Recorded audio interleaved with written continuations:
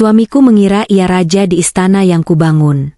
Di depan ratusan mata, ia berlutut melamar wanita lain, menghinaku tanpa tahu bahwa akulah pemilik napasnya.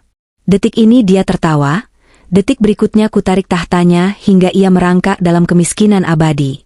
Sebelum ceritanya dimulai, silakan tulis di kolom komentar dari daerah mana saja teman-teman yang menonton cerita ini. Jangan lupa like dan subscribe agar channel ini bisa semakin berkembang dan bisa mempersembahkan cerita yang lebih menarik lagi. Cahaya lampu kristal di ballroom hotel bintang 5 ini terasa begitu menyilaukan malam ini, namun tidak sebanding dengan kilau kebanggaan yang terpancar dari wajah suamiku, Rangga. Ia berdiri tegak di atas panggung, memegang mikrofon dengan percaya diri, mengenakan setelan jas brand ternama dari Italia yang kubelikan bulan lalu seharga puluhan juta rupiah.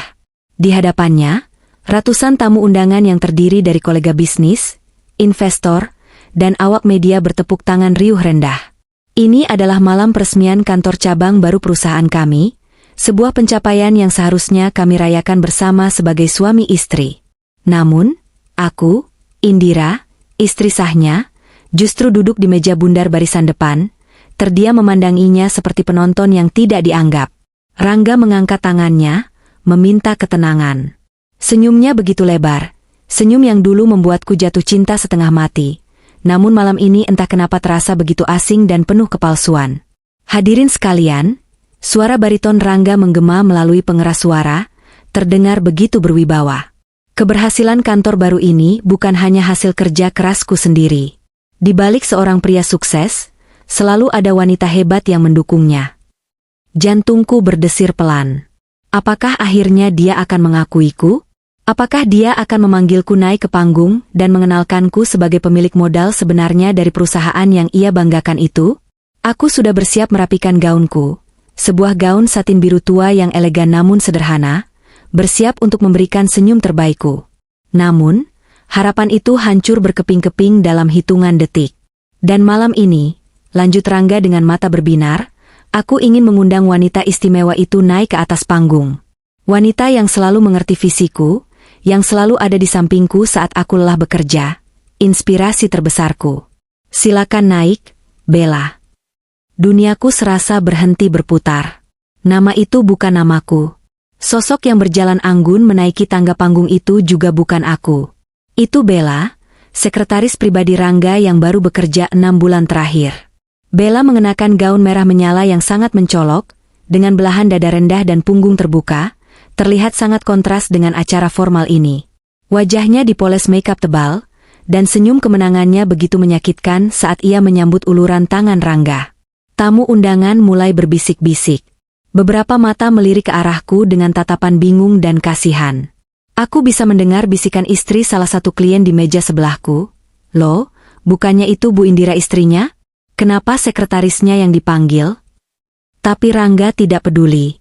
Ia menggenggam kedua tangan Bella di tengah panggung, menatap wanita itu seolah-olah Bella adalah satu-satunya berlian di ruangan ini. Kemudian, hal gila itu terjadi. Rangga, suamiku yang sah, berlutut dengan satu kaki di hadapan gundiknya, tepat di acara peresmian kantor yang dibangun dengan uang warisan ayahku. Rangga mengeluarkan sebuah kotak bludru merah dari saku jasnya. Bella, di hadapan semua orang yang menjadi saksi kesuksesanku, aku ingin membuktikan cintaku. Kamu bukan hanya sekadar pendamping kerja, tapi kamu adalah belahan jiwaku. Maukah kamu menikah denganku dan menjadi nyonya direktur yang sesungguhnya? Suasana hening seketika, lalu meledak menjadi riuh yang membingungkan. Ada yang bertepuk tangan karena tidak tahu situasi sebenarnya, ada yang ternganga kaget. Bella menutup mulutnya, pura-pura terkejut dengan gaya yang dibuat-buat, lalu mengangguk antusias. Ya, Rangga, aku mau. Rangga memasangkan cincin berlian itu di jari manis Bella.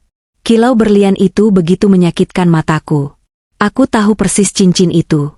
Itu adalah model cincin yang pernah kutunjukkan pada Rangga di sebuah majalah, cincin yang kubilang sangat cantik, dan dia membelinya untuk wanita lain. Belum cukup sampai di situ penghinaannya. Rangga kembali berbicara di mikrofon, masih sambil merangkul pinggang ramping Bella. Mungkin kalian bertanya-tanya, bagaimana dengan statusku sebelumnya? Tenang saja, surat cerai sedang diproses. Aku sudah tidak bisa lagi hidup dengan wanita yang tidak memiliki ambisi, wanita yang hanya bisa menghabiskan uang suami di rumah tanpa tahu susahnya mencari nafkah. Tangannya menunjuk lurus ke arahku. Sorot lampu panggung seolah mengikuti arah telunjuknya, membuatku menjadi pusat perhatian yang memalukan. Lihatlah wanita di sana, Indira. Dia adalah masa lalu yang membebaniku. Penampilannya saja sudah menunjukkan bahwa dia tidak selevel dengan kesuksesanku sekarang. Maafkan aku, Indira, tapi aku butuh wanita yang bisa diajak berlari, bukan wanita manja yang hanya menjadi benalu. Darahku mendidih, namun anehnya, aku tidak menangis. Tidak ada air mata yang tumpah. Rasa sakit itu ada, menghunjam dada hingga sesak, tapi rasa itu dengan cepat bermetamorfosis menjadi sesuatu yang dingin dan tajam. Ironi ini begitu menggelikan hingga aku hampir tertawa. Dia menyebutku benalu? Dia menyebutku menghabiskan uang suami? Rangga lupa satu hal. Dia lupa siapa yang menandatangani cek untuk sewa gedung ini. Dia lupa siapa yang membayar vendor catering yang sedang melayani tamu. Dia lupa bahwa mobil mewah yang diparkirnya di lobi, rumah yang ditinggalinya, bahkan jas yang membalut tubuhnya, semuanya dibayar dari rekeningku. Dia hanyalah direktur boneka yang kuangkat agar dia memiliki harga diri sebagai suami. Di atas panggung, Bella melambaikan tangan seperti seorang ratu sejagat, sesekali melirikku dengan tatapan mengejek yang seolah berkata, "Aku menang, kau kalah." Ibu mertuaku, Bu Sari, yang duduk tak jauh dari panggung, bahkan terlihat bertepuk tangan paling keras, tersenyum bangga melihat putranya melamar wanita lain di depan menantunya sendiri. Aku menarik napas panjang, menyesap jus jeruk di depanku dengan gerakan lambat dan anggun. Tanganku tidak gemetar sedikit pun. Aku menatap lurus ke mata Rangga yang sedang tertawa lebar di atas panggung. Nikmatilah tawa itu, Rangga. Tertawalah sepuasmu malam ini. Karena ini adalah tawa terakhirmu sebelum aku menarik karpet merah yang kau pijak, hingga kau terperosok ke dalam lubang neraka yang kau gali sendiri. Kau baru saja membangunkan harimau tidur yang selama ini kau anggap kucing manis. Aku merogoh ponsel di dalam tas tanganku, mengirimkan pesan singkat pada Dimas, pengacara pribadiku yang sudah siaga di luar ruangan. Pesannya hanya 2 kata, lakukan sekarang. Untuk memahami betapa besarnya keberanian Rangga menghinaku di depan umum, kita harus mundur ke masa lalu, ke masa di mana aku dengan bodohnya menyerahkan segalanya atas nama cinta. 3 tahun lalu, saat kami baru menikah, aku adalah pewaris tunggal dari perusahaan properti raksasa milik mendiang ayahku. Rangga saat itu hanyalah seorang staf manajer pemasaran biasa yang kucintai, karena kesederhanaan dan tutur katanya yang manis. Ayahku meninggal tak lama setelah pernikahan kami, meninggalkan seluruh aset dan kendali perusahaan padaku. Namun, aku tahu Rangga memiliki ego laki-laki yang besar. Dia sering merasa insecure atau rendah diri jika orang-orang tahu bahwa istrinya jauh lebih kaya dan berkuasa daripada dirinya. Aku, sebagai istri yang ingin berbakti dan menjaga perasaan suami, membuat keputusan fatal yang kini ku sesali. "Mas," kataku lembut suatu malam di kamar tidur kami yang mewah. "Aku tidak ingin orang-orang meremehkanmu. Bagaimana kalau kamu yang tampil di depan? Kamu yang menjadi direktur utama. Biar aku yang mengurus urusan di balik layar sebagai komisaris pasif. Aku ingin dunia melihat suamiku sebagai laki-laki hebat." Rangga saat itu menatapku dengan mata berkaca-kaca. Dia memelukku erat, membisikkan janji-janji manis. "Terima kasih, Indira. Kamu istri yang luar biasa.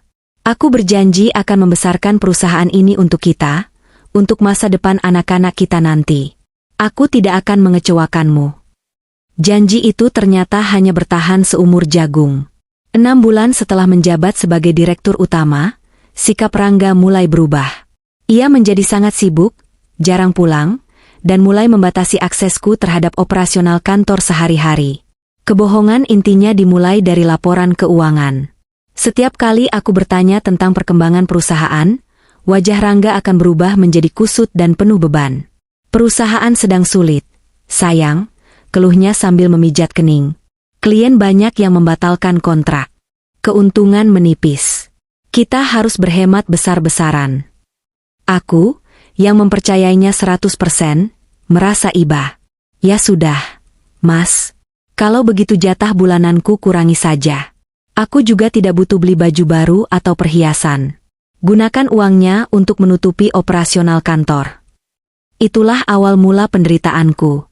Selama 2 tahun terakhir, aku hidup sangat sederhana. Aku jarang pergi ke salon, jarang membeli pakaian baru, bahkan untuk belanja dapur pun aku sangat perhitungan. Aku menekan gaya hidupku demi apa yang kusebut, menyelamatkan perusahaan suami. Rangga selalu memintaku untuk tidak datang ke kantor dengan alasan, aku tidak mau kamu stres melihat kekacauan di sana, biar aku saja yang pusing. Namun, di balik punggungku, realitasnya sangat berbeda. Rangga bukan sedang menyelamatkan perusahaan, dia sedang merampoknya pelan-pelan. Aku mulai curiga saat ibu mertuaku, Bu Sari, tiba-tiba sering memamerkan barang-barang baru. Suatu hari saat acara arisan keluarga, Bu Sari datang dengan tas branded seharga puluhan juta. Ketika aku bertanya, "Loh, ibu beli tas baru?" "Bagus sekali," Bu Sari menjawab dengan nada ketus yang menyakitkan. "Iya dong, Indira. Ini kan Rangga yang membelikan. Anakku itu berbakti sekali, tidak seperti istrinya yang pelit. Masa menantu orang kaya, mertuanya tidak pernah dibelikan apa-apa. Untung Rangga sadar diri dan memuliakan ibunya." Hatiku mencelos. Rangga bilang perusahaan sedang rugi. Bahkan untuk belanja bulanan rumah tangga saja dia sering mengeluh, tapi dia bisa membelikan tas mahal untuk ibunya? Ketika aku mengonfirmasi hal ini pada Rangga malam harinya, dia justru marah besar. Dia membentakku, "Kamu itu perhitungan sekali sama orang tua. Itu ibuku, Indira. Wajar kalau aku membahagiakan dia sekali-kali. Kamu jangan jadi istri durhaka yang mau memisahkan anak dari ibunya." Aku terdiam, merasa bersalah karena tuduhan itu. Manipulasinya begitu halus dan jahat. Dia membuatku merasa menjadi orang jahat karena mempertanyakan pengeluarannya. Tapi pengkhianatan itu tidak berhenti di situ.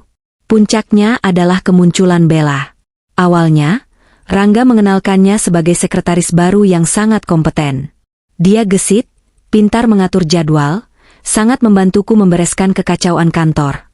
Puji Rangga. Lambat laun, aku melihat perubahan gaya hidup Rangga. Dia mulai sering membeli parfum mahal, pakaian-pakaian branded yang katanya, tuntutan penampilan bertemu klien, dan sering beralasan dinas luar kota. Sementara aku di rumah, hanya mengenakan daster lama, menghitung uang belanja agar cukup sampai akhir bulan, dan terus berdoa agar masa sulit perusahaan segera berlalu. Betapa bodohnya aku. Tidak ada masa sulit. Perusahaan ayahku justru sedang untung besar di bawah tangan dingin tim manajemen lama yang masih loyal, tapi Rangga memanipulasi laporan yang sampai ke tanganku.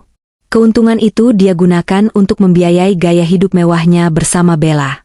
Mereka makan malam di restoran yang tak pernah lagi kukunjungi, mereka liburan ke Bali dengan alasan perjalanan bisnis, dan Bu Sari tahu semua itu. Ibu mertuaku bahkan mendukungnya. Pernah aku tidak sengaja mendengar pembicaraan telepon Bu Sari dengan seseorang. Iya, si Bella itu lebih cantik, lebih modis, lebih pantas mendampingi Rangga. Kalau si Indira itu kucel, membosankan. Biar saja Rangga senang-senang dulu, toh hartanya Indira sudah dipegang Rangga. Kalimat itu terngiang-ngiang di kepalaku, menjadi racun yang perlahan membunuh rasa cintaku. Mereka semua berkomplot. Suamiku, ibu mertuaku, dan wanita simpanan itu. Mereka menari di atas penderitaanku, menganggapku sebagai sapi perah yang bodoh dan buta. Mereka pikir aku tidak akan pernah tahu.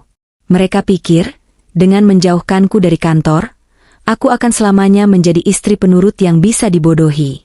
Malam ini, di pesta peresmian ini, Rangga telah membuka topengnya sepenuhnya. Dia merasa sudah menang. Dia merasa sudah menguasai segalanya sehingga tidak perlu lagi bersandiwara di depanku. Dia tidak tahu bahwa kebohongan yang dia tanam selama 3 tahun ini, kini telah tumbuh menjadi pohon berduri yang siap merobek kulitnya sendiri. Dia lupa bahwa singa betina yang diam bukan berarti takut, melainkan sedang mengamati mangsanya sebelum menerkam. Dan mangsa itu, malam ini, terlihat begitu gemuk dan lengah. Segala rencana jahat mereka mungkin tidak akan pernah terungkap jika bukan karena kecerobohan Rangga sendiri. Tuhan sepertinya masih menyayangiku, atau mungkin semesta sudah muak melihat tingkah pola suamiku yang semakin hari semakin di luar batas. Kejadian ini bermula tepat 1 bulan sebelum pesta peresmian terkutuk itu digelar. Pagi itu hari Sabtu. Seharusnya itu menjadi hari libur bagi kebanyakan orang, Namun Rangga sudah rapi dengan pakaian golfnya sejak pukul 6 pagi. Bau parfum maskulin yang menyengat memenuhi kamar tidur kami. Itu bukan parfum yang biasa kubelikan. Itu parfum baru, aromanya lebih tajam, jenis aroma yang dipilih oleh seseorang yang ingin menarik perhatian. Aku harus menjamu investor dari Singapura. Sayang, katanya sambil mematut diri di cermin, merapikan kerah kaos polonya. Mungkin main golf sampai siang, lalu lanjut makan siang. Kamu tidak keberatan di rumah sendirian, kan? Aku yang saat itu masih menjadi istri bodoh yang naif, hanya tersenyum sambil merapikan selimut. Tidak apa-apa, Mas. Hati-hati ya. Jangan terlalu lelah. Ingat kata dokter, kolesterolmu sedang tinggi. Rangga hanya berdehem pelan, mencium keningku sekilas, ciuman yang terasa hambar dan terburu-buru, lalu menyambar kunci mobilnya dan bergegas keluar. Ia begitu terburu-buru seolah ada magnet yang menariknya kuat-kuat di luar sana. Saking terburu-burunya, ia melupakan benda paling krusial yang menyimpan nyawanya, tablet kerjanya. Benda pipi berwarna hitam itu tergeletak begitu saja di atas nakas samping tempat tidur, setengah tertutup oleh majalah bisnis. Awalnya, aku tidak berniat menyentuhnya. Aku sangat menghormati privasi suamiku. Selama 3 tahun pernikahan, aku tidak pernah sekalipun mengecek ponsel atau membuka dompetnya. Aku percaya padanya, sepenuh hatiku. Namun, pagi itu, tablet tersebut terus bergetar dan mengeluarkan bunyi notifikasi yang tak henti-henti. Ting, ting, ting. Suaranya sangat mengganggu ketenangan pagi yang sunyi. Aku mendekat, berniat hanya untuk mematikan suaranya atau mengaktifkan mode hening, agar aku bisa melanjutkan membaca buku. Saat aku mengangkat tablet itu, layarnya menyala. Dan di sanalah, petunjuk pertama itu muncul. Rangga, dalam ketergesaannya, lupa mengunci layar tabletnya. Aplikasi pesan instan itu terbuka lebar, menampilkan rentetan percakapan yang masuk secara bertubi-tubi. Mata batinku seolah dipaksa untuk melihat. Nama kontak yang mengirim pesan itu tersimpan dengan nama B. Project Manager. Awalnya aku mengira itu urusan pekerjaan mendesak. Namun, kalimat pertama yang terbaca di pop-up notifikasi membuat darahku berhenti mengalir seketika. Mas, kamu jadi jemput aku jam berapa? Aku sudah pakai lingerie warna hitam kesukaanmu nih. Jangan lama-lama ya, sayang. Si sapi perah itu tidak curiga kan? Tanganku gemetar hebat. Tablet mahal itu hampir saja meluncur jatuh ke lantai marmer jika aku tidak mencengkeramnya dengan sisa-sisa tenaga yang ada. Napas tercekat di tenggorokan. Sapi perah? Siapa yang mereka sebut sapi perah? Apakah itu aku? Istri yang telah memberikan segalanya untuk mereka? Dengan jantung yang berdegup kencang seperti gendang perang, aku duduk di tepi ranjang. Rasa hormat pada privasi itu lenyap seketika, digantikan oleh dorongan kuat untuk mencari kebenaran. Aku mulai menggulir layar, membaca percakapan itu dari atas ke bawah. Semakin aku membaca, semakin hancur hatiku, namun anehnya, semakin dingin pula kepalaku. Ternyata, B adalah Bella. Percakapan mereka bukan hanya sekadar perselingkuhan fisik yang menjijikan, melainkan sebuah konspirasi jahat yang terencana dengan sangat rapi. Aku membaca bagaimana mereka menertawakan penampilanku.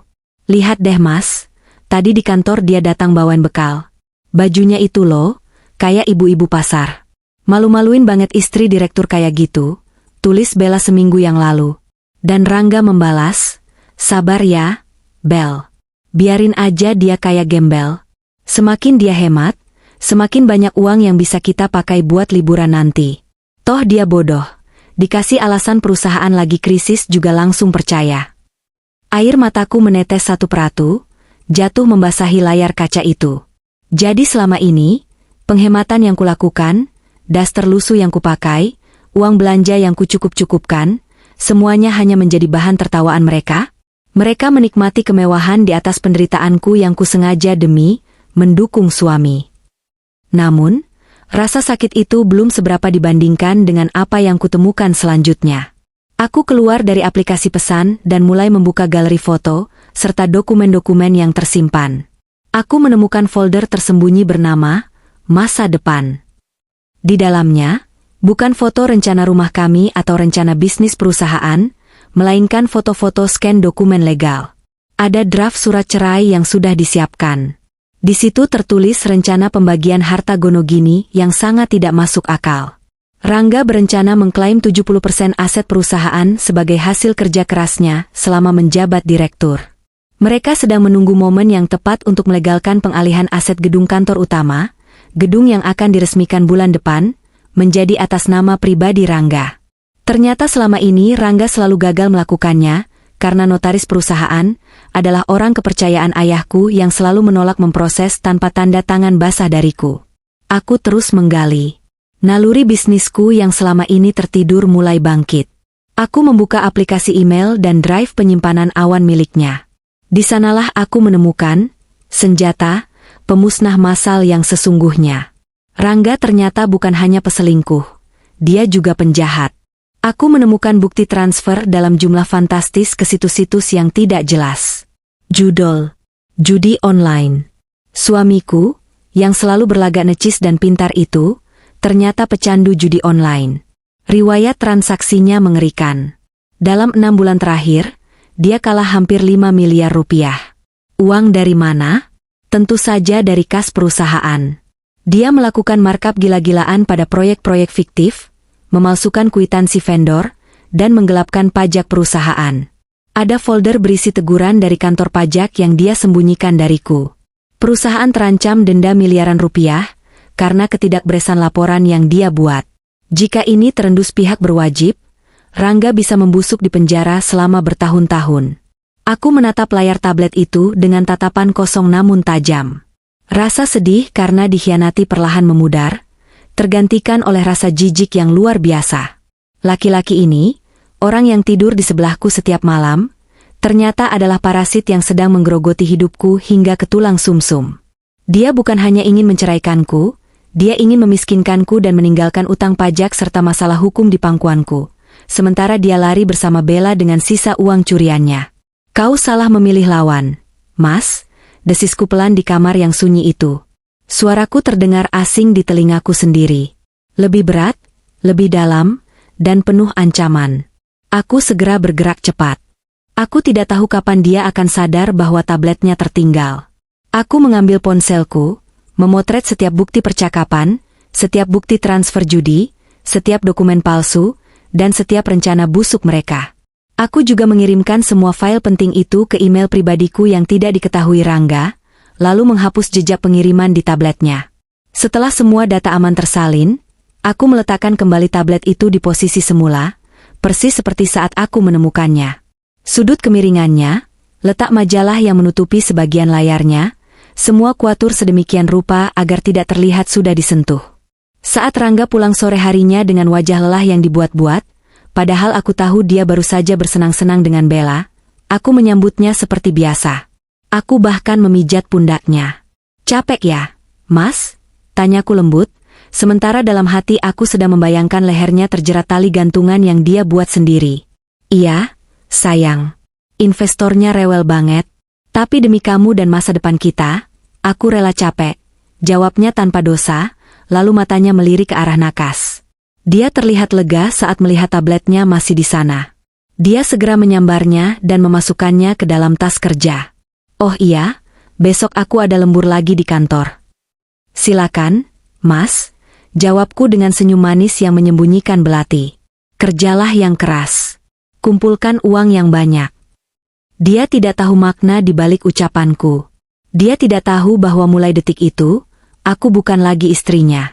Aku adalah musuh dalam selimut yang sedang menyiapkan pemakaman untuk masa depannya.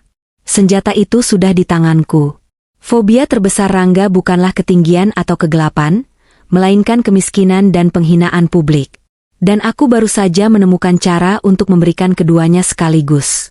Setelah penemuan yang mengguncang jiwa itu, aku tidak lantas meledak marah. Tidak. Marah-marah sambil menangis dan melempar barang hanya akan membuatku terlihat seperti wanita lemah yang histeris. Itu hanya akan membuat Rangga waspada dan menyembunyikan aset-asetnya lebih cepat.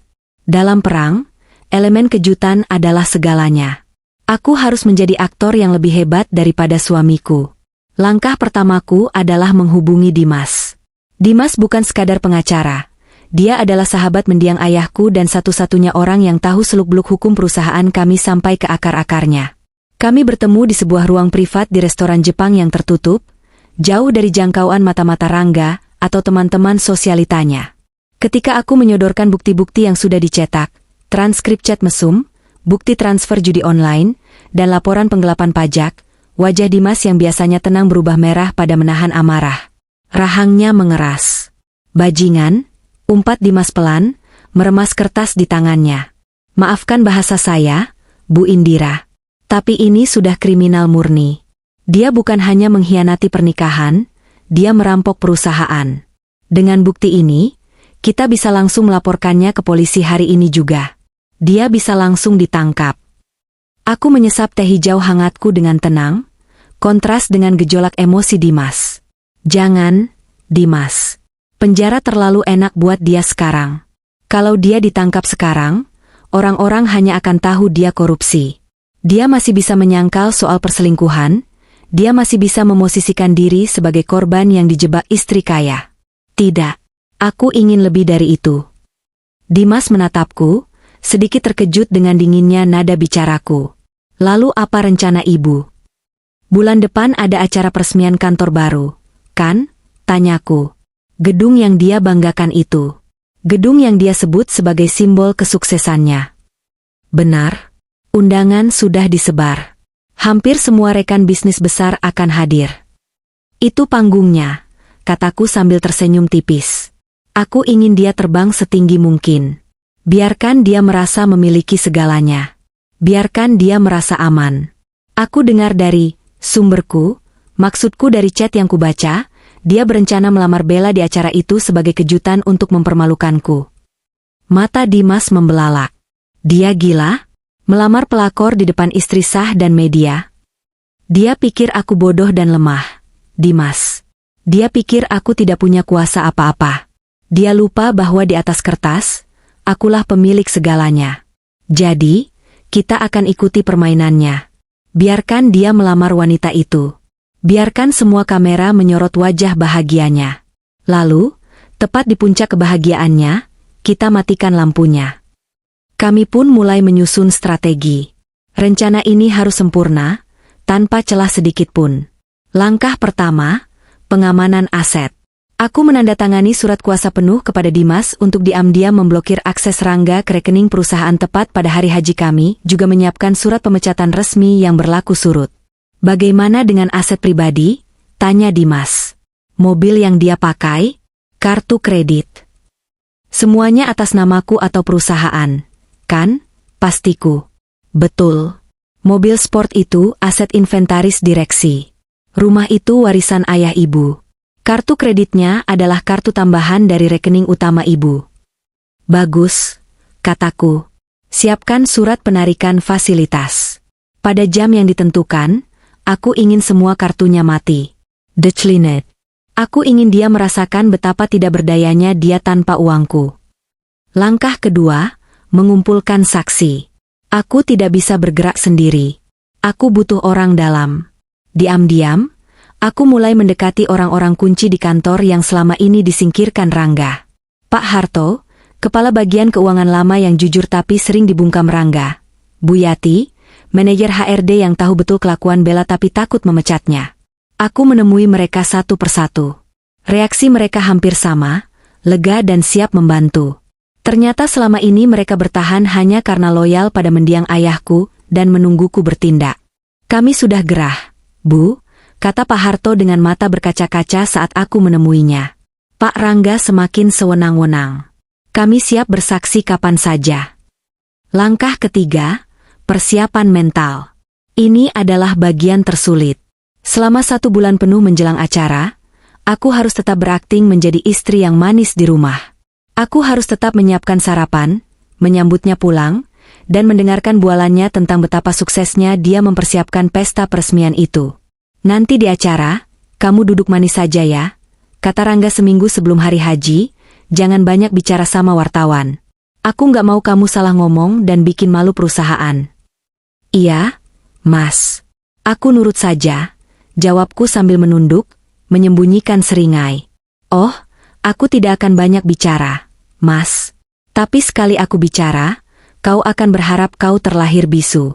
Setiap kali melihat dia senyum-senyum sendiri membalas pesan Bella di ponselnya, rasa jijik itu muncul lagi.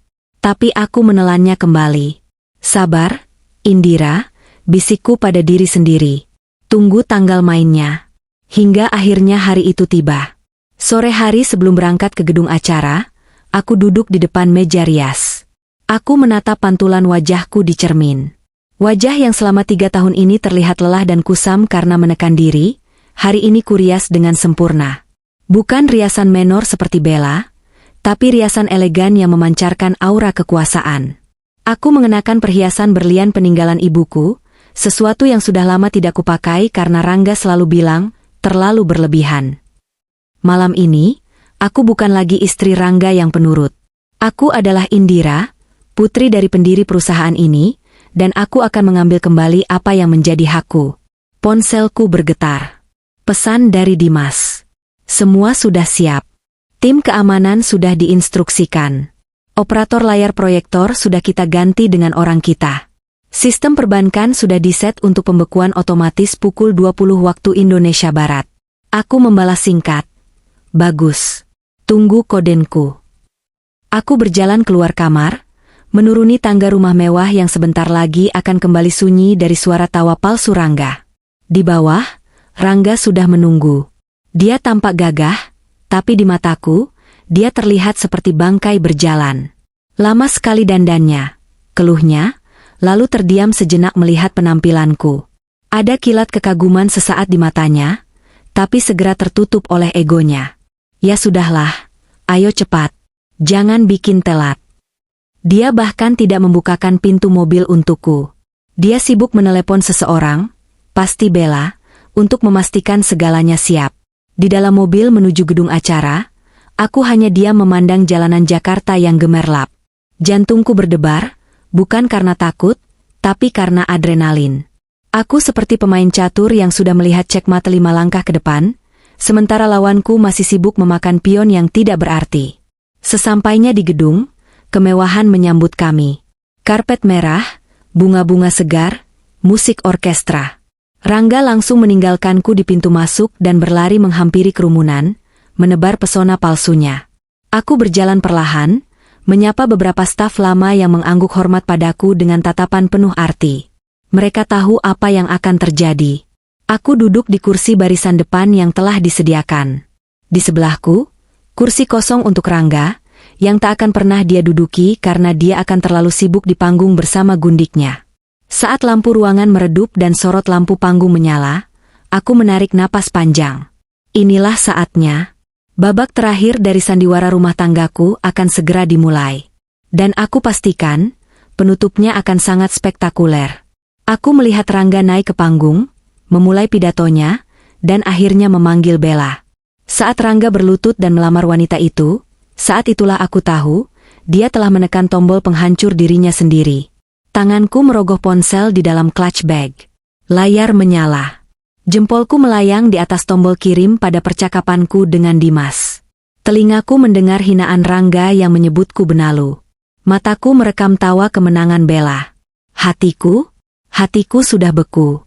Sekarang, batinku. Aku menekan tombol kirim. Pesan terkirim, lakukan sekarang. Perang dimulai. Pesan singkat itu telah terkirim. Aku memasukkan kembali ponselku ke dalam tas tangan dengan gerakan lambat dan tenang.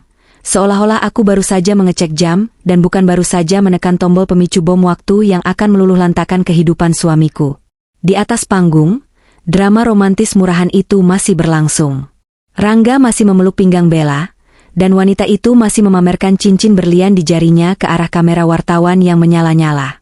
Kilatan blitz kamera menghujani mereka, mengabadikan momen yang mereka pikir adalah puncak kejayaan, padahal itu adalah dokumentasi awal kejatuhan mereka.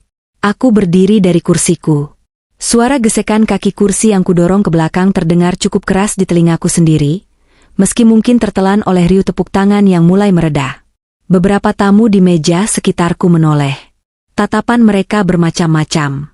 Ada yang menatapku dengan iba, mengira aku akan lari keluar ruangan sambil menangis terseduh-seduh. Ada yang menatap dengan rasa ingin tahu, menunggu drama apa yang akan dilakukan oleh istri sah yang baru saja diinjak-injak harga dirinya. Ada pula yang tampak cemas, mungkin takut aku akan membuat keributan fisik yang merusak suasana pesta mewah ini. Aku tidak akan lari. Aku juga tidak akan menjambak rambut Bella seperti preman pasar. Itu bukan gayaku. Aku merapikan sedikit lipatan gaunku, mengangkat dagu tinggi-tinggi, dan mulai melangkah menuju panggung. Langkahku pelan tapi pasti. Bunyi ketukan sepatu hak tinggiku di lantai marmer terdengar berirama. Tak, tak, tak, seperti detak jarum jam yang menghitung mundur sisa waktu Rangga sebagai orang kaya. Rangga melihatku mendekat. Senyum lebar di wajahnya sedikit memudar, digantikan oleh kerutan di dahi. Aku bisa melihat kepanikan di matanya. Dia menjauhkan mik dari mulutnya dan berbisik kasar kepada Bella, namun gerak bibirnya terbaca jelas olehku. Dia bilang, "Jangan ladeni dia. Biar security yang urus." Tapi tidak ada security yang datang. Tentu saja, karena kepala keamanan gedung ini digaji oleh perusahaanku, bukan oleh Rangga. Mereka hanya berdiri tegak di sudut ruangan, melipat tangan di dada, membiarkan pemilik asli gedung ini naik ke atas panggungnya sendiri. Aku menaiki anak tangga panggung satu persatu. Cahaya lampu sorot kini menerpa wajahku, terasa hangat namun tidak membakar. Ketika aku sampai di atas panggung, tepat di hadapan mereka berdua, musik orkestra yang tadinya mengalun lembut perlahan berhenti. Dirigen orkestra itu tahu betul siapa yang menandatangani kontrak kerjanya. Suasana ruangan menjadi hening seketika. Ratusan pasang mata kini tertuju pada kami bertiga di atas panggung. Sang suami pengkhianat, sang pelakor tak tahu malu, dan sang istri yang memegang kendali. "Mau apa kamu kesini?" desis Rangga pelan, suaranya penuh ancaman namun bergetar. Dia berusaha menutupi kegugupannya dengan membusungkan dada. "Jangan bikin malu aku di depan investor. Turun sekarang, atau aku akan menyuruh orang menyeretmu." Bella ikut mencibir, melipat tangannya di dada dengan angkuh. "Mbak Indira, sadar diri dong. Mas Rangga sudah memilih aku. Jangan mengemis cinta di sini. Memalukan sekali sih jadi perempuan." Aku tersenyum manis. Sangat manis hingga membuat mereka berdua mundur selangkah karena bingung. Tanpa permisi, aku mengambil mikrofon cadangan yang tergeletak di meja podium di samping mereka.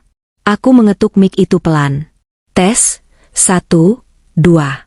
Suaranya jernih menggema ke seluruh penjuru ballroom. "Selamat malam semuanya."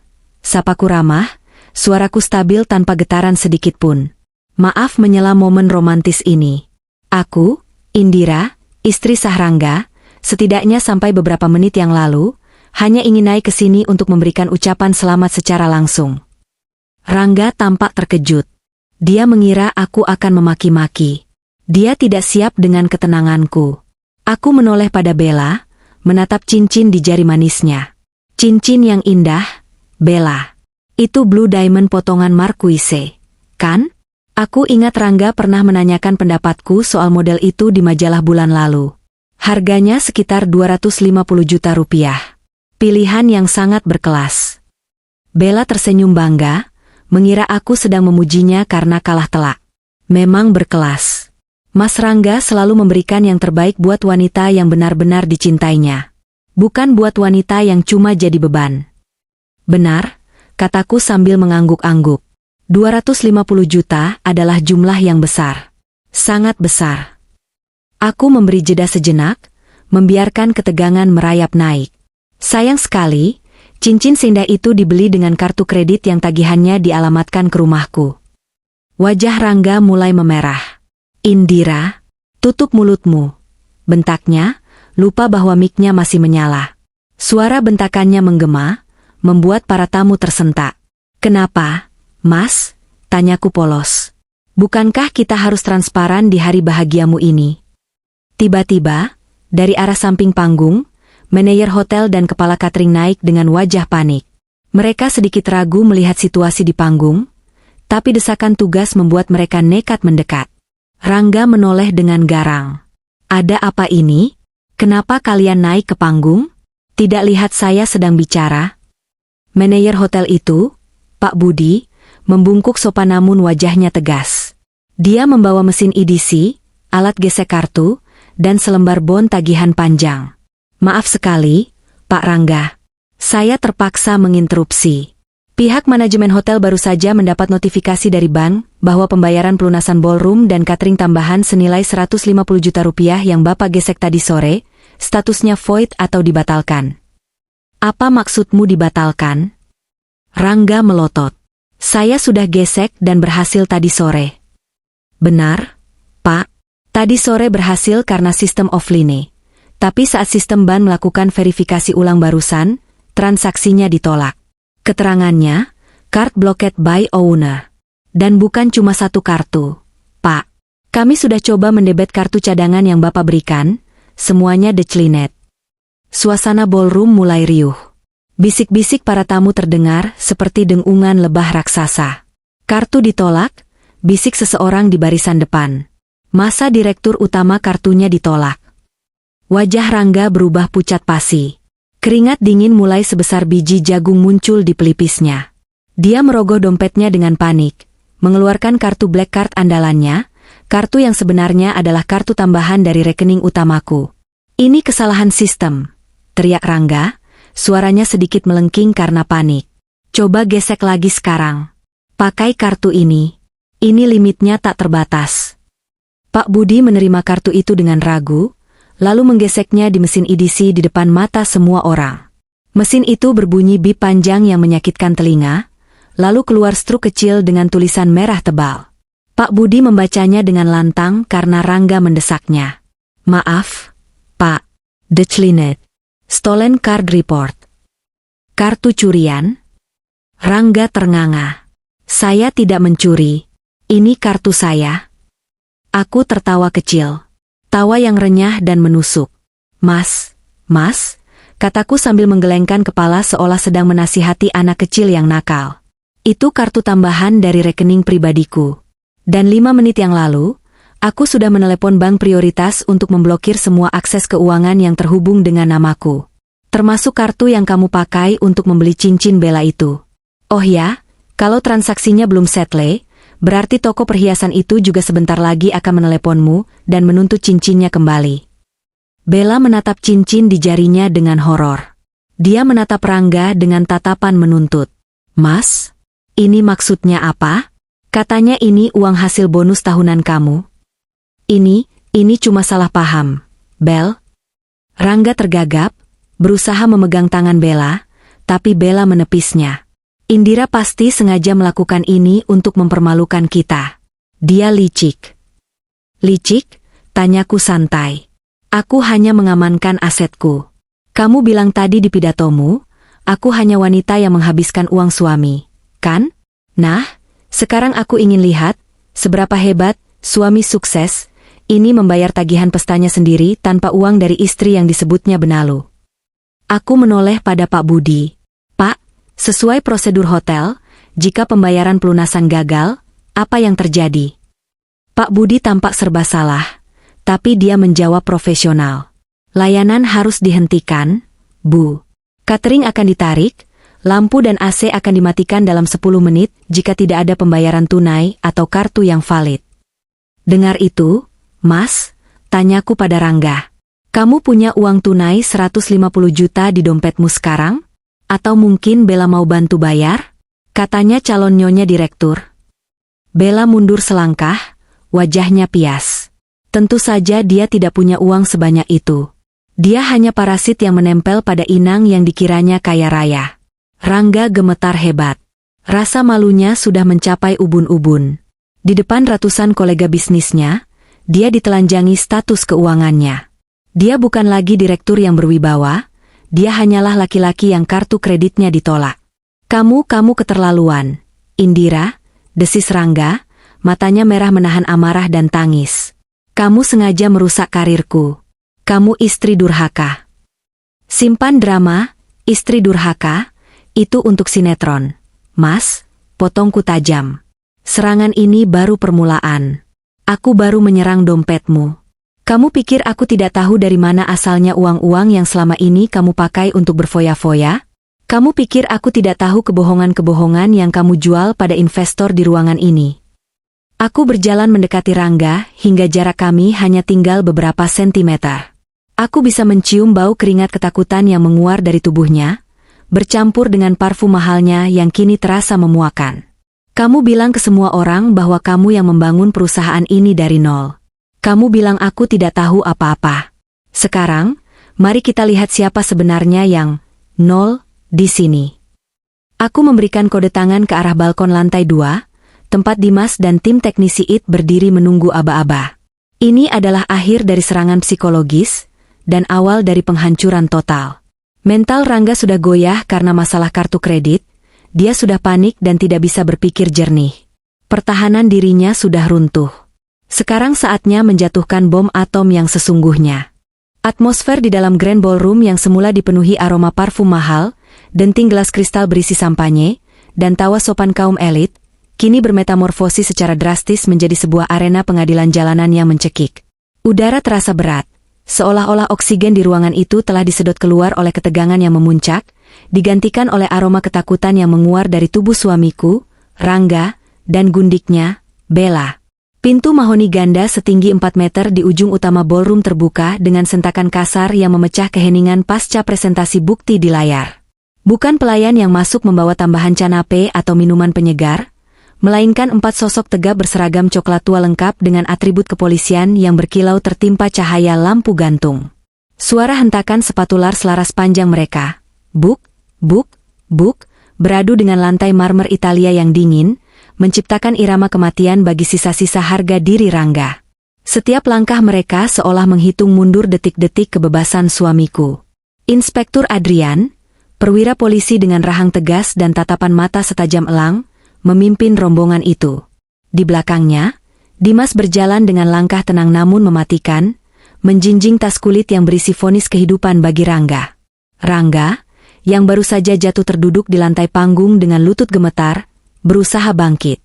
Wajahnya yang tadi pucat pasi kini berubah menjadi campuran aneh, antara kepanikan akut dan penyangkalan gila. Keringat dingin mengucur deras dari pelipisnya, merusak tatanan rambut pomade mahalnya, membuatnya terlihat seperti orang yang baru saja kehujanan di tengah badai. Ia merapikan jas Armaninya yang kini tampak kusut, mencoba memanggil kembali sisa-sisa wibawa palsu yang selama ini ia gunakan untuk menutupi kebusukannya. Tunggu. Tunggu sebentar. Seru Rangga dengan suara parau yang pecah. Ia mengangkat kedua tangannya ke arah Inspektur Adrian, telapak tangannya terbuka tanda menyerah namun matanya liar mencari celah untuk kabur. Ini ada kesalahpahaman, Pak Polisi. Bapak tidak bisa masuk begitu saja ke acara peresmian kantor saya. Saya direktur utama. Saya orang penting. Kalian tahu siapa saya? Inspektur Adrian tidak menghentikan langkahnya. Ia terus maju membelah kerumunan tamu undangan yang menyingkir dengan wajah ketakutan namun penasaran. Saudara Rangga Permana, suara Inspektur Adrian menggema, berat dan penuh otoritas, tanpa perlu menggunakan mikrofon. Kami membawa surat penangkapan atas nama Anda. Penangkapan? Dasar gila. Rangga mundur terhuyung-huyung hingga punggungnya menabrak podium pidato. Ia menunjuk ke arahku dengan telunjuk yang gemetar hebat, seolah ingin menusuk mataku dari kejauhan. Istri saya itu sedang sakit jiwa, Pak. Dia mengada-ada.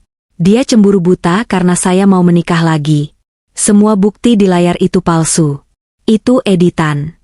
Jangan dengarkan perempuan histeris ini. Dia hanya ingin menghancurkan reputasi saya. Aku hanya berdiri diam di samping podium, melipat tangan di dada dengan ketenangan yang membekukan. Tuduhan, sakit jiwa, itu terdengar begitu menggelikan di telingaku, seperti lelucon buruk yang dilontarkan badut sirkus yang gagal melucu. Aku menoleh ke arah Dimas, memberikan anggukan kecil yang nyaris tak terlihat. Dimas mengerti kodeku. Ia maju selangkah, mensejajarkan dirinya dengan Inspektur Adrian. Dengan gerakan metodis dan tenang, ia mengeluarkan sebuah map tebal berwarna merah darah dari tas kerjanya. Suara kertas yang bergesekan saat ia membuka map itu terdengar sangat nyaring di keheningan ruangan. Selamat malam, Inspektur, dan seluruh hadirin, kata Dimas dengan suara lantang, formal, dan menusuk. Saya Dimas, kuasa hukum Ibu Indira Larasati, pemilik tunggal dan sah dari PT Nusantara Abadi. Di dalam map ini, terdapat bukti-bukti forensik digital dan audit keuangan independen yang tidak terbantahkan. Dimas mengangkat lembaran-lembaran kertas itu tinggi-tinggi, membiarkan semua orang melihat stempel resmi dan tanda tangan basah yang tertera di sana. Ini bukan editan. Ini adalah rekam jejak kriminal. Dugaan tindak pidana penggelapan dana perusahaan dalam jabatan sesuai pasal 374 KUHP. Pemalsuan dokumen negara dan tanda tangan pemilik saham sesuai pasal 263 KUHP. Serta dugaan tindak pidana pencucian uang atau money laundering melalui situs judi daring internasional yang dilakukan oleh saudara Rangga selama 3 tahun terakhir. Dimas berhenti sejenak, membiarkan kata-katanya meresap ke dalam otak setiap orang di ruangan itu. Total kerugian material yang dialami klien kami mencapai 15.750 juta rupiah. Dan itu belum termasuk kerugian imaterial serta utang pajak yang digelapkan atas nama pribadi. Angka itu meledak di udara seperti bom. 15 miliar. Ruangan kembali berdengung. Para investor saling berbisik dengan nada ngeri. Gila? 15 miliar? Pantas saja proyek di Cikarang mangkrak. Desis salah satu kolega bisnis Rangga yang duduk di barisan depan.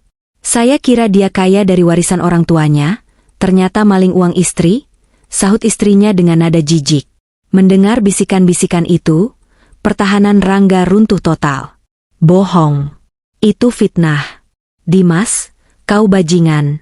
Kau bersekongkol dengan perempuan gila ini untuk menjatuhkanku. Hah? Rangga kehilangan akal sehatnya. Ia mencoba menerjang ke arah Dimas, tangannya mengepal siap memukul.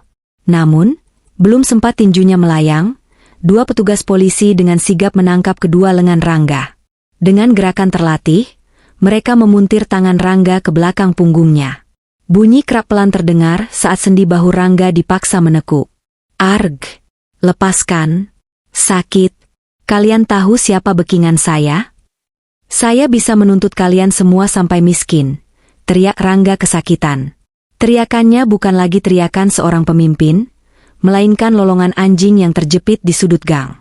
Wajahnya merah pada menahan sakit dan malu, urat-urat lehernya menonjol keluar seperti mau pecah. Di saat itulah, drama babak kedua dimulai.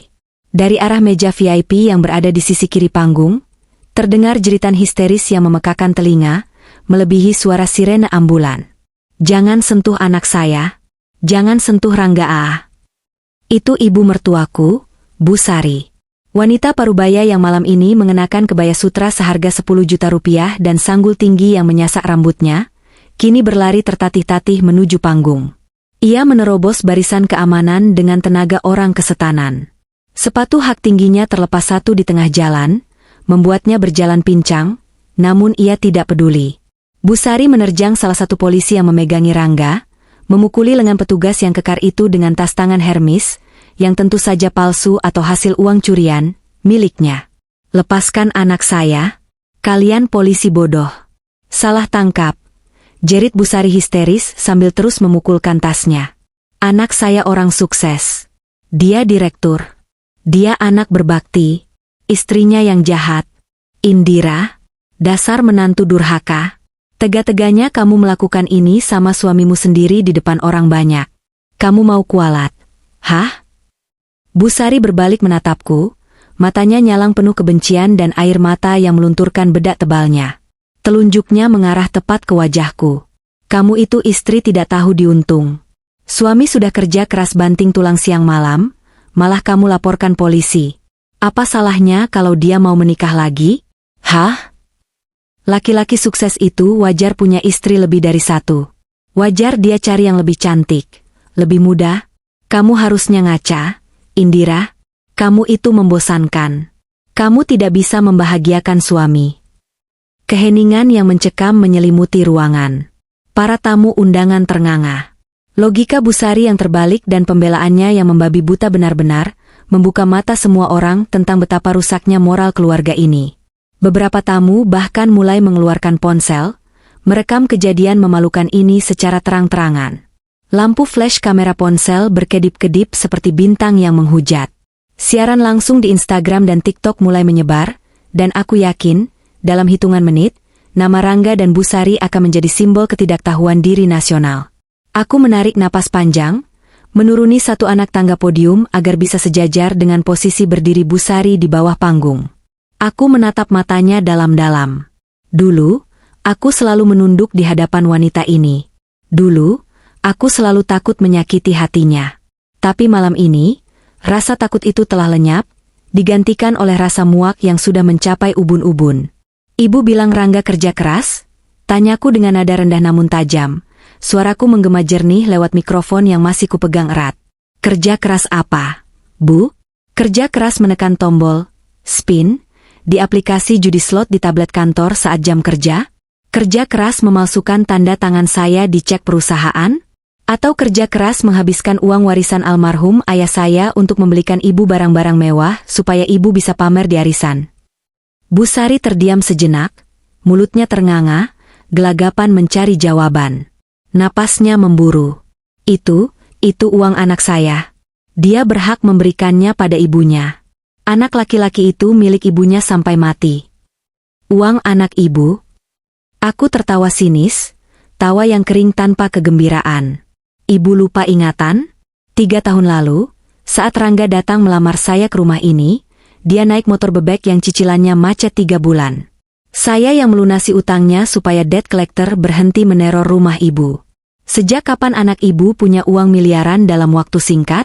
Gajinya sebagai direktur bahkan tidak cukup untuk membayar 1 malam pesta ini. Aku melangkah maju, mendekat ke arah Bu Sari yang kini mundur perlahan. Semua yang dia berikan pada ibu. Kebaya sutra yang ibu pakai. Kalung emas yang melingkar di leher ibu. Gelang berlian itu. Dan tas yang ibu pakai untuk memukul polisi tadi. Semuanya dibeli pakai uang perusahaan. Uang saya. Uang hak anak yatim yang perusahaannya dia curi. Itu bukan hadiah bakti, Bu. Itu barang bukti pencucian uang. Wajah Bu Sari memucat seketika, seputih kain kafan. Ia memeluk tas Hermesnya erat-erat di dada, seolah tas itu adalah nyawanya. Pak polisi, kataku menoleh pada salah satu polwan yang baru saja masuk menyusul tim utama. Tolong amankan juga tas yang dipegang wanita itu. Di dalamnya kemungkinan besar ada bukti transfer, buku tabungan atas nama orang lain, atau kartu kredit perusahaan yang disalahgunakan. Itu aset curian yang harus disita negara. Polwan itu mengangguk tegas dan berjalan mendekati Bu Sari. Maaf, Bu. Serahkan tasnya. Jangan. Ini tasku. Ini hadiah dari Rangga. Jangan diambil.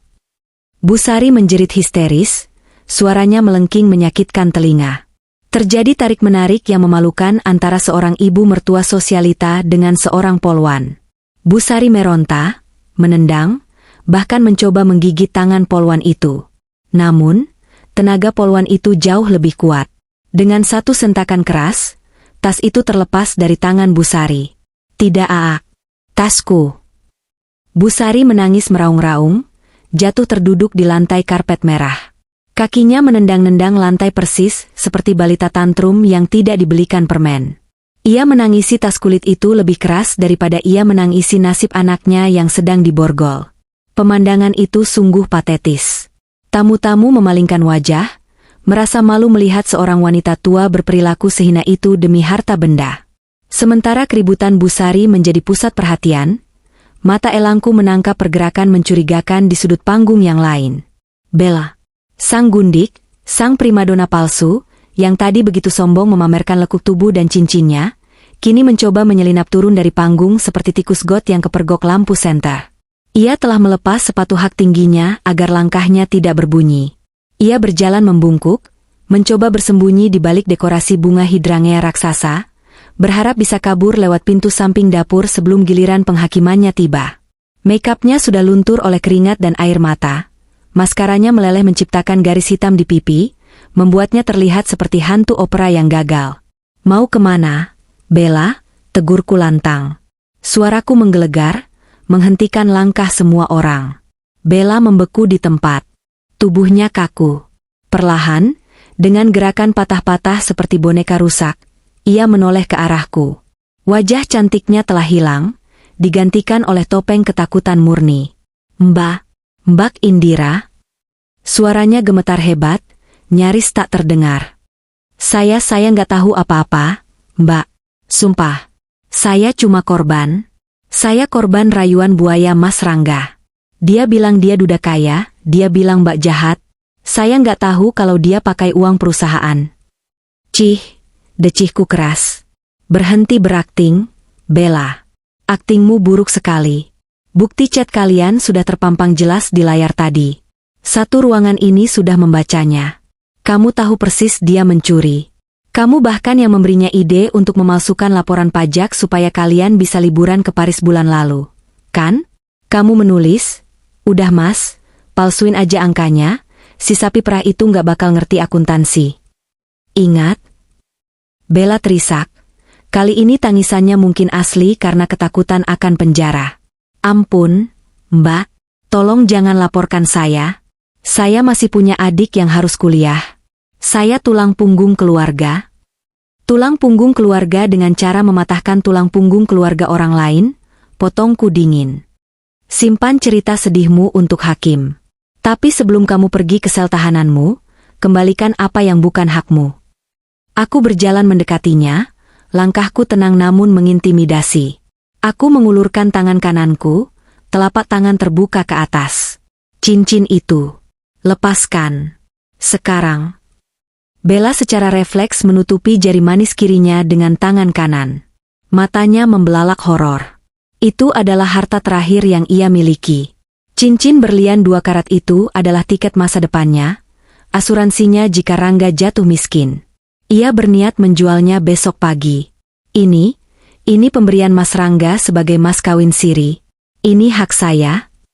Cicitnya, mencoba mempertahankan sisa-sisa keserakahannya.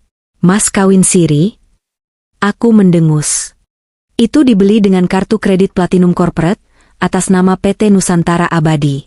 Secara hukum, itu aset perusahaan. Kamu sedang memakai barang curian. Jika kamu tidak menyerahkannya dalam hitungan 3 detik, aku akan menambahkan pasal pencurian perhiasan dan penadahan barang curian ke dalam berkas laporanmu. Hukumannya bisa tambah 5 tahun. 1, 2. Tangan Bella gemetar hebat. Ia menatap cincin itu dengan tatapan perpisahan yang menyakitkan. Dengan sisa-sisa keengganan, ia menarik cincin itu dari jarinya. Cincin yang tadi ia pamerkan ke kamera wartawan sebagai simbol kemenangan mutlak atas diriku, kini ia lepaskan sebagai simbol kekalahan total. Ia meletakkan cincin itu di telapak tanganku. Dingin. Aku menggenggam cincin itu, menatapnya sebentar dengan jijik seolah benda itu terkontaminasi virus mematikan, lalu memberikannya pada Dimas yang sudah menyiapkan kantong plastik barang bukti. Masukkan. Jangan sampai hilang. Rangga, yang sudah dalam posisi tangan terborgol erat di belakang punggung dan dijaga 2 polisi, menatap adegan itu dengan mata berkaca-kaca. Pertahanannya hancur lebur melihat 2 wanita yang paling dicintainya, ibunya dan gundiknya, dipermalukan sedemikian rupa. Ia menatapku, kali ini bukan dengan kemarahan, tapi dengan tatapan memelas yang sangat menjijikan. Tatapan seorang pengecut yang akhirnya sadar ia tidak punya apa-apa lagi. Indira, Endir. Panggilnya lirih, suaranya bergetar menahan tangis. Tolong jangan begini, sayang. Aku suamimu. Ingat janji pernikahan kita? Dalam suka dan duka, kita bisa bicarakan ini baik-baik di rumah. Aku hilaf, Endir. Sumpah, aku hilaf. Aku akan putusin Bella sekarang juga di depan matamu. Aku akan ikut terapi judi. Tolong cabut laporannya, Endir. Kasihan mama, dia sudah tua, kasihan aku nggak akan kuat di penjara. Aku berjalan mendekati Rangga hingga jarak kami hanya tinggal sejengkal. Aku menatap wajah yang dulu pernah sangat kucintai, wajah yang pernah kutatap setiap bangun tidur dengan penuh rasa syukur. Kini, wajah itu terlihat begitu asing, begitu kotor. Rumah? Tanyaku pelan, nyaris berbisik. Kita bicarakan di rumah? Rumah yang mana, Mas? Rumah di Menteng itu sertifikatnya atas nama ayahku. Dan asal kamu tahu, sejak pukul 5 sore tadi, saat kamu sibuk bersiap-siap menjadi raja di sini, tim tukang kunci sudah mengganti seluruh gembok dan kunci pintu rumah itu. Mata Rangga membelalak. Barang-barangmu, baju-bajumu, sepatu-sepatumu, koleksi jam tanganmu, semuanya sudah dikemas oleh pembantu ke dalam kantong plastik sampah hitam besar. Sekarang semuanya menumpuk di pos satpam depan komplek. Kamu tidak punya rumah lagi, Rangga. Kamu gelandangan. Indira, tega kamu iblis. Desisnya penuh keputusasaan. Aku tidak tega, Rangga. Aku adil, bisikku tepat di telinganya, dingin dan tajam seperti silet. Kamu yang memulai perang ini. Kamu yang memilih untuk melamarnya di depan mataku, di depan kolega bisnisku, di gedungku. Kamu yang membangun panggung eksekusi ini. Aku hanya membantu menyalakan lampunya agar semua orang bisa melihat dengan jelas betapa kotor dan busuknya jiwamu. Aku memundurkan langkahku, memutus kontak mata. Rasa jijikku sudah tuntas. Aku menoleh pada Inspektur Adrian. Bawa mereka, Pak. Bersihkan gedung saya dari sampah-sampah ini. Baunya mulai mengganggu selera makan tamu-tamu saya. Baik, Bu Indira. Laksanakan, tegas Inspektur Adrian. Ia memberi isyarat pada anak buahnya. Bawa tersangka. Jalan. Indira, awas kamu. Aku akan balas dendam. Aku suamimu. Kau akan menyesal. Teriakan Rangga menggema, bercampur dengan jeritan Bu Sari yang masih meraung-raung minta tasnya dikembalikan, dan isak tangis Bella yang menyeret kakinya tanpa sepatu. Mereka diseret keluar melalui pintu utama ballroom, melewati barisan tamu undangan yang menatap mereka seperti melihat arak-arakan sirkus monster. Kilatan kamera wartawan tak henti-hentinya menyambar wajah-wajah mereka, mengabadikan momen kehancuran itu untuk selamanya. Pintu ganda itu tertutup kembali, menelan suara teriakan mereka, menyisakan keheningan yang canggung namun melegakan di dalam ruangan. Ratusan tamu masih terpaku di tempatnya. Tidak ada yang berani bicara. Aku berdiri sendirian di atas panggung yang kini terasa sangat luas dan lapang. Panggung yang disiapkan Rangga untuk mempermalukanku, kini menjadi mimbar proklamasi kemerdekaanku. Aku mengangkat mikrofon untuk terakhir kalinya malam itu. Hadirin sekalian, suaraku tenang, memecah keheningan, mengembalikan kewarasan ke dalam ruangan. Mohon maaf yang sebesar-besarnya atas gangguan yang tidak menyenangkan ini. Drama tadi bukanlah bagian dari rundown acara. Namun anggap saja sebagai hiburan pembuka yang mengajarkan kita arti integritas. Aku tersenyum tipis, senyum tulus pertamaku malam ini. Acara peresmian kantor ini tetap berjalan. Namun dengan satu koreksi penting, kantor ini diresmikan bukan atas nama seorang penipu yang berlindung di balik jas mahal, melainkan diresmikan atas nama kejujuran, kerja keras, dan kekuatan seorang wanita yang berdiri di atas kakinya sendiri. Silakan nikmati hidangannya. Chef kami telah menyiapkan steak wagyu terbaik. Dan jangan khawatir, tagihannya sudah saya lunasi. Terima kasih. Aku meletakkan mic itu, lalu turun dari panggung dengan langkah anggun. Saat kakiku menyentuh lantai dasar, satu tepuk tangan terdengar. Lalu 2, lalu 10. Dan dalam hitungan detik, seluruh ruangan bergemuruh oleh tepuk tangan. Bukan tepuk tangan basa-basi, tapi tepuk tangan penghormatan. Mereka kini tahu siapa Indira Larasati. Mereka tahu bahwa aku bukan wanita yang bisa diinjak. Malam ini, aku tidak hanya membersihkan perusahaanku dari parasit, tapi aku juga telah mengirimkan pesan yang sangat jelas kepada dunia. Jangan pernah, sekalipun, meremehkan seorang istri yang diam. 6 bulan. Waktu adalah penyembuh yang paling misterius. Kadang ia berjalan lambat seperti siput saat kita menderita. Namun berlari kencang saat kita sibuk membangun kembali puing-puing kehidupan. 6 bulan telah berlalu sejak malam, berdarah, di ballroom hotel itu. 6 bulan yang penuh dengan rapat direksi, restrukturisasi manajemen, dan pembersihan total jejak-jejak Rangga dari hidupku. Pagi ini, sinar matahari Jakarta yang biasanya terhalang polusi tampak bersinar cerah menembus dinding kaca ruang kerjaku di lantai 30. Ruangan ini, yang dulu ditempati Rangga dan dipenuhi nuansa maskulin gelap, asbak rokok kristal, dan aura intimidasi, kini telah berubah total. Aku merenovasinya minggu pertama setelah Rangga ditahan. Dindingnya kini berwarna krem lembut dan putih gading. Lukisan abstrak yang suram diganti dengan lukisan pemandangan alam yang menenangkan. Tanaman-tanaman hias monstera dan anggrek bulan segar menghiasi sudut-sudut ruangan, memberikan kehidupan. Aroma diffuser minyak esensial lavender dan peppermint memenuhi udara, menggantikan bau apek rokok dan kebohongan yang dulu melekat di sini.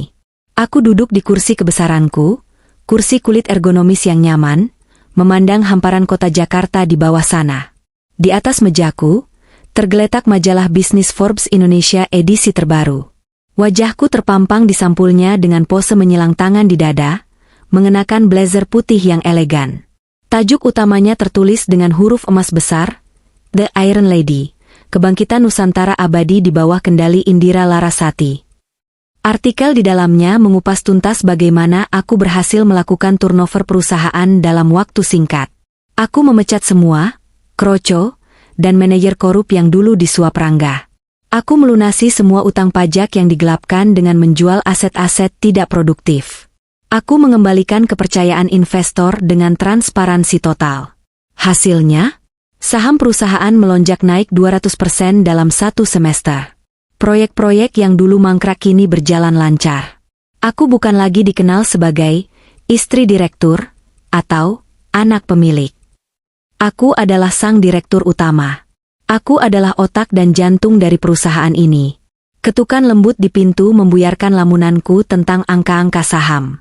Masuk, kataku. Pintu terbuka. Dimas masuk dengan senyum cerah yang khas. Dia terlihat lebih segar, jasnya rapi.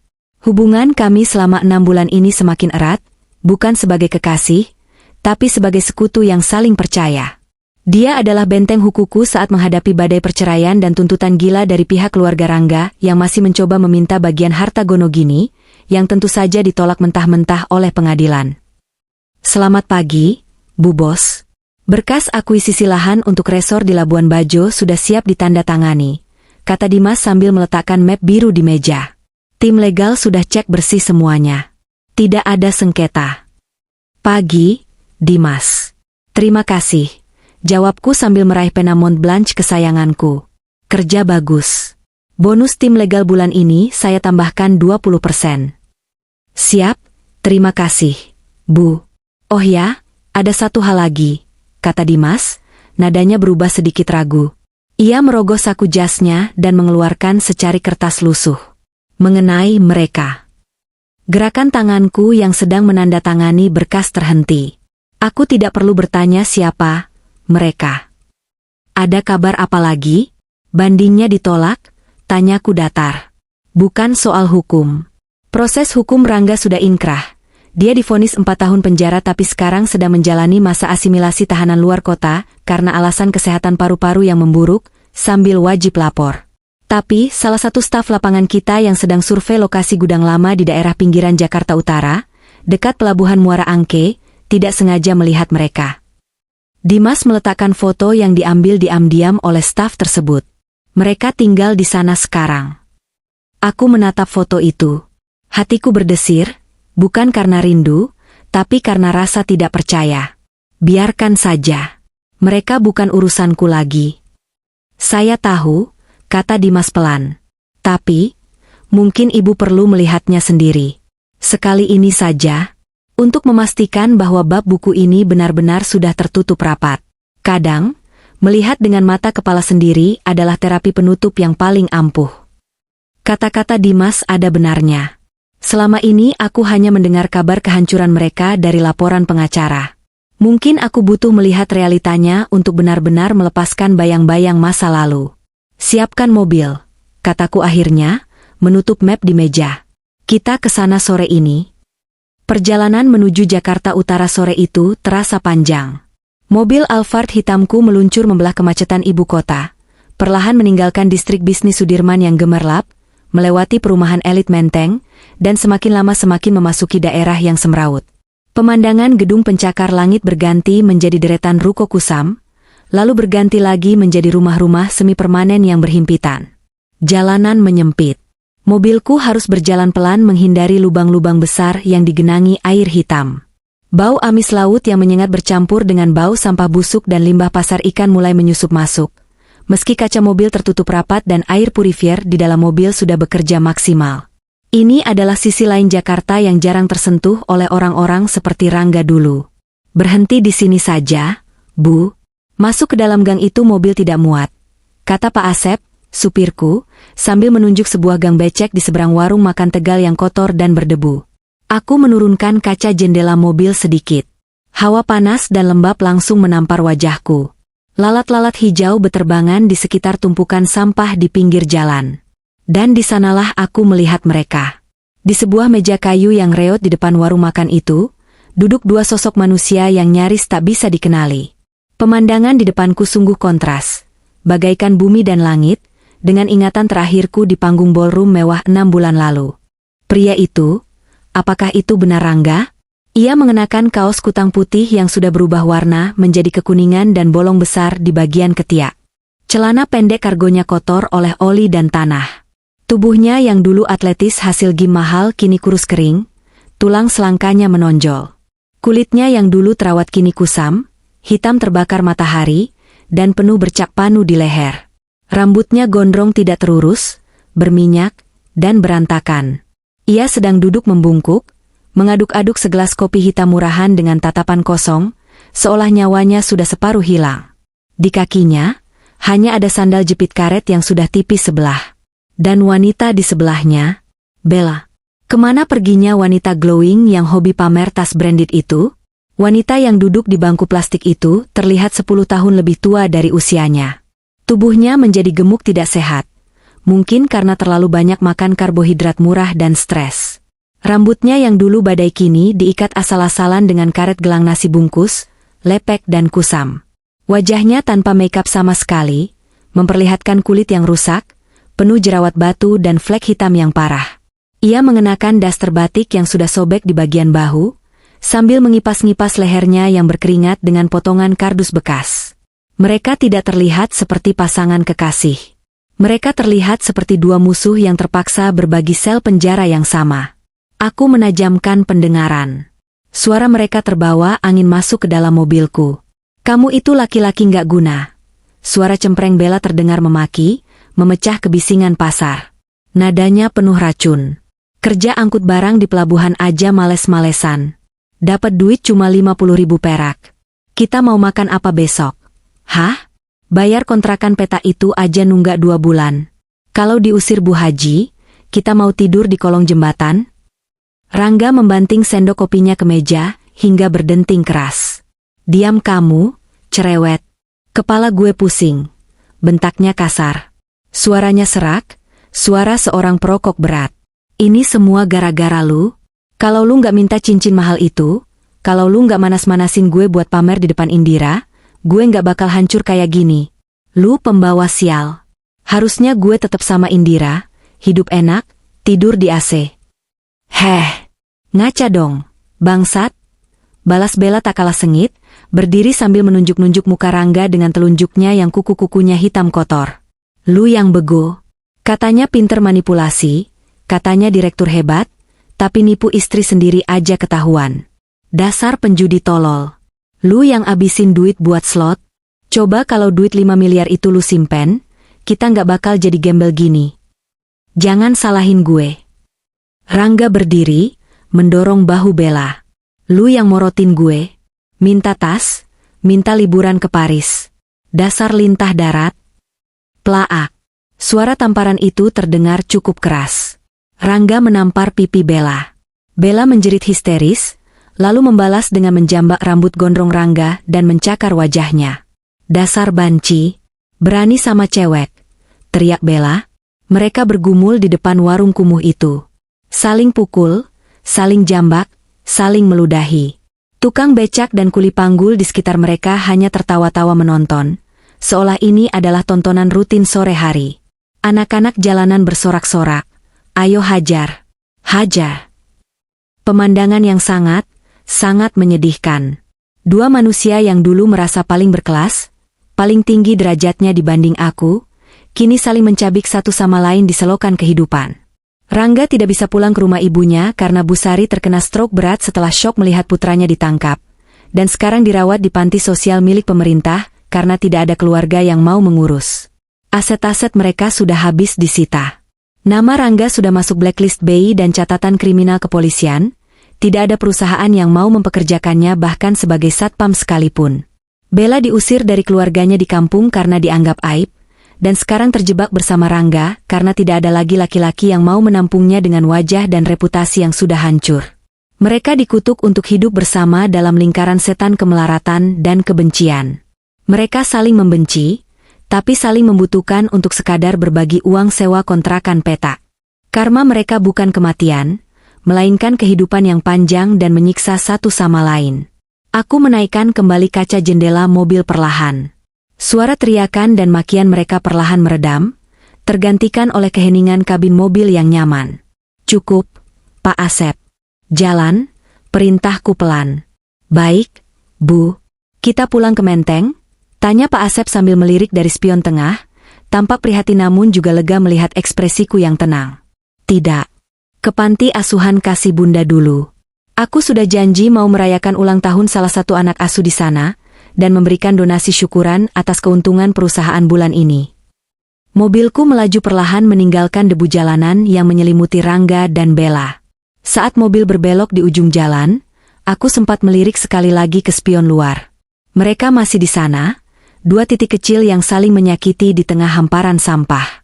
Anehnya, aku tidak merasa kasihan. Tapi aku juga sudah tidak merasa marah. Rasa benciku yang dulu berkobar-kobar seperti api neraka, kini sudah padam total, menguap tanpa sisa. Yang tersisa hanyalah rasa syukur yang luar biasa. Tuhan Maha Adil dan skenarionya selalu sempurna. Dia tidak perlu menurunkan petir untuk menghukum orang jahat. Dia hanya membiarkan mereka menghancurkan diri mereka sendiri dengan keserakahan dan kesombongan mereka. Mereka menciptakan neraka mereka sendiri, dan kini mereka sedang menghuni tempat itu. Aku menyandarkan punggungku di jok kulit yang empuk, merasakan dinginnya AC yang menyejukkan. Aku mengeluarkan ponselku, membuka galeri foto. Di sana ada foto tim kantorku yang baru, foto liburanku bersama sahabat-sahabatku yang tulus, dan sketsa desain proyek hotel baru yang akan kubangun. Masa laluku sudah tertinggal di gang kumuh itu. Masa depanku terbentang luas dan cerah di depan sana. Di antara gedung-gedung pencakar langit Jakarta yang menjulang menantang langit, namaku tertulis bukan sebagai korban, tapi sebagai pemenang. Aku, Indira Larasati. Wanita yang pernah dihancurkan, namun memilih untuk menyusun kembali kepingan dirinya menjadi berlian yang jauh lebih keras dan berkilau. Hidupku baru saja dimulai, dan kali ini, aku memegang pena sendirian, menulis takdirku dengan tinta emas. Selamat tinggal, masa lalu.